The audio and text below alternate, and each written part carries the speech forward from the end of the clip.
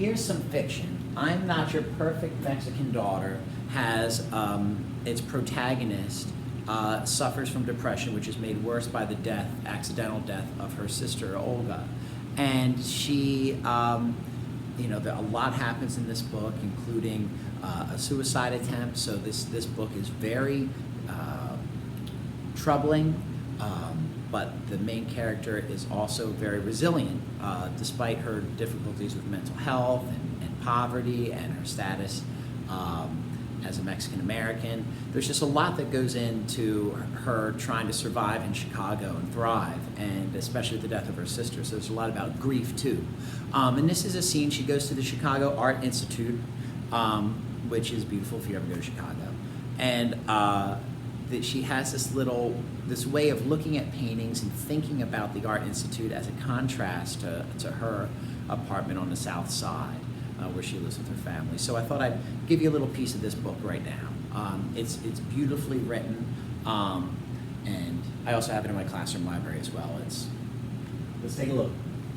I crouched down to get a better look at the bottom part, which I never paid much attention to before.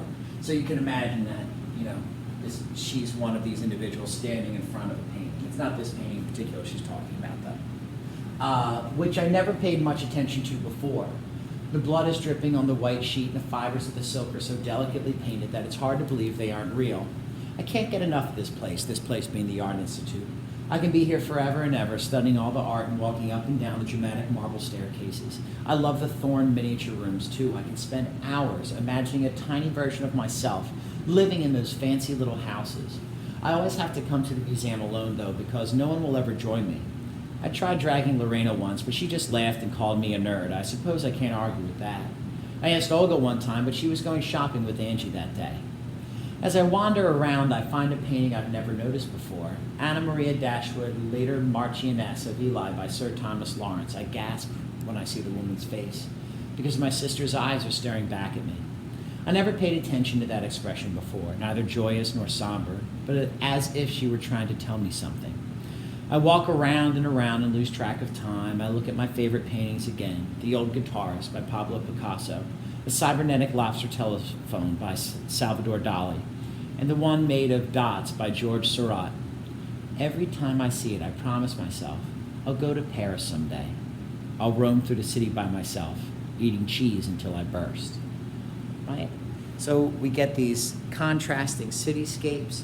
We get the mental landscape of the grieving sister, and there's just all sorts of ways that this book nicely dovetails with some of the other titles.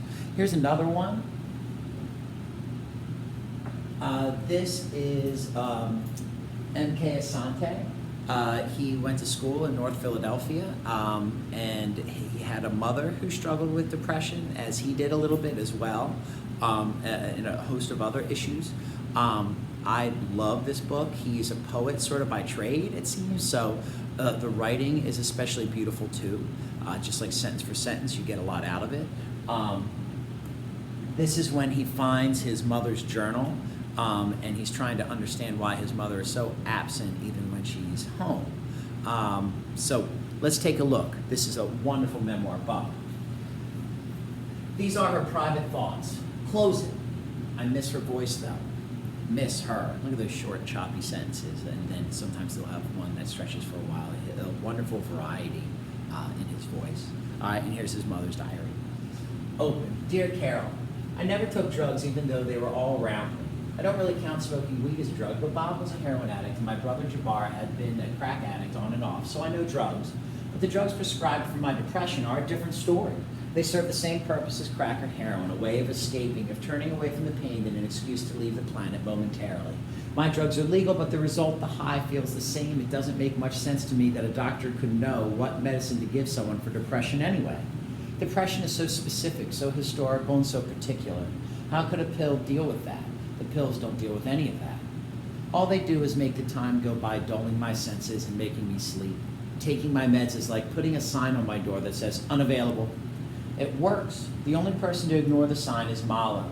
At least when he was younger, he ignored the sign, but now as a teenager, he keeps his distance and tells other people, Mom don't feel well. Malo is staring at a woman who doesn't seem herself. It's not that I'm not myself, but I've buried myself so that I don't feel any pain. Dalty doesn't get it, and it makes him angry. Malo accepts it, even if he doesn't get it. I'm in my bedroom, either in bed or in my chair, but always out of commission. I'm in a fog, and I prefer it that way. There are moments when I can function, but the point is I don't want to function.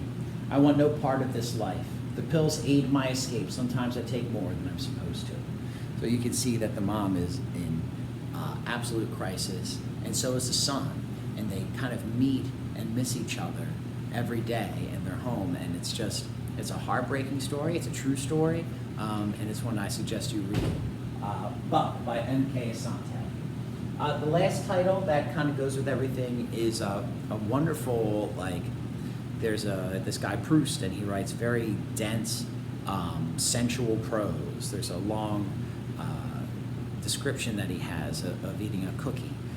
So if you were really if you're a foodie or something like that, Proust, A Tale of Time Lost, something like that. I'll actually have to remember what that title is, but just look up Proust and cookie online and you'll find the passage. This is by Ruth Ozeki. This was suggested by a wonderful teacher here at Stewart, and it concerns an adult woman who finds a journal of a teenage American Japanese teenager, and we discover as we keep reading alongside the character who's reading it, so there's a few levels of meta-analysis you can apply to this book. We find out, whether this young lady survives the flooding, the tsunami in Japan. So let's take a look at a small passage. This is when she's been having a lot of times. She's had some suicidal ideation. It sort of pops up in this paragraph too, and she's been sent to be with her grandmother, who is an observing Buddhist monk. So let's take a listen and a look to this last piece. Where was I? Oh, the temple, right.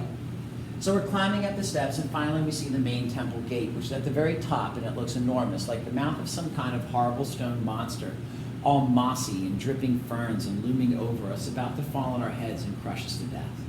Exactly the kind of place that ghosts would like to lurk around and haunt the living. Later, I realized it's not such a huge gate like they have at really important temples. It's actually pretty small, but from below, that first day, it looked gigantic. I was tired of hauling myself up all those steps and hallucinating from the heat and hypnotized by the sound of the cicadas and the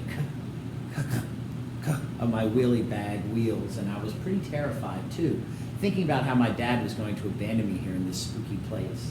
The moment I saw the gate, I had a strong thought to turn around and throw myself head first down the steep stone steps, or just let myself free fall backward into the pillowy softness of eternity.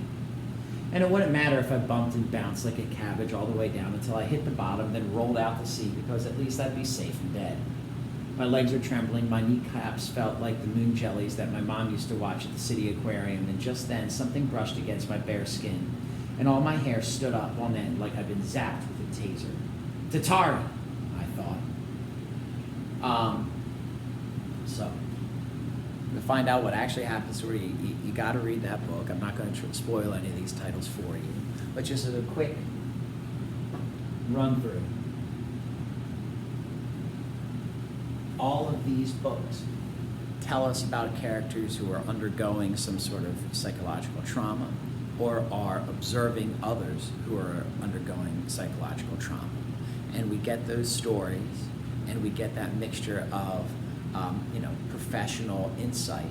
And we think about those two things as teachers and parents, and we hopefully can approach the next day a little smarter, a little sharper, and a little better equipped to help whoever it is that's struggling that day. So this is the Mental Health Book Club, right? And it involves Crime and Punishment by Fyodor Dostoevsky, or the graphic novel version, Mind Matters, Therapy for Black Girls, the podcast, Midnight Jesus, A Tale for the Time Being, Buck, and I'm Not Your Perfect Mexican Daughter.